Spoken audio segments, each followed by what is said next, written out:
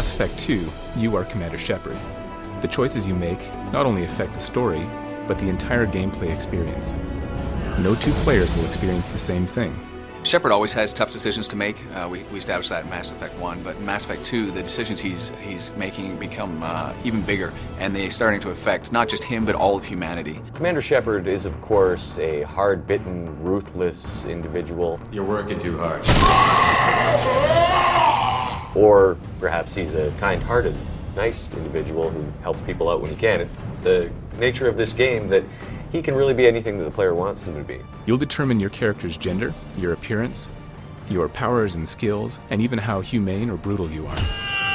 Well, the Paragon and Renegade system works very similarly in Mass Effect 2 as it did in the first game. When you make decisions, not only do they impact the game, but they'll impact the look of your character. It's actually your Paragon Renegade status that affects whether you're able to charm or intimidate somebody. Time to spill a little merc blood.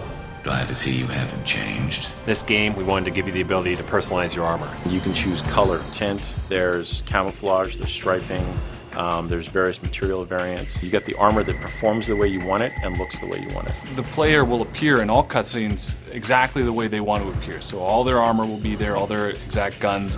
So that's really exciting because it helps to draw the player that much more into the cinematic experience because that is their character playing out that adventure. Well, I think everybody loved the idea that you could go off the beaten path of the story and explore the galaxy.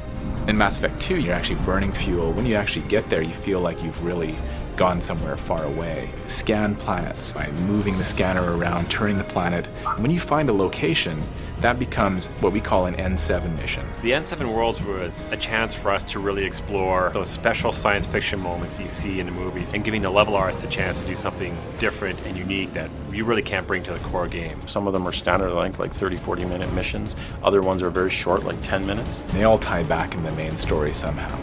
They relate to the Collectors, they may relate to the Reapers, ongoing stories with various mercenary groups, Cerberus. These things are all kind of woven through the expanded galaxy. They're optional. You don't have to go out and do these things. But because the idea of Mass Effect 2 is getting ready for a suicide mission, you want to make sure that you have all the upgrades that you need. Just because we can follow the Collectors doesn't mean we can take them out.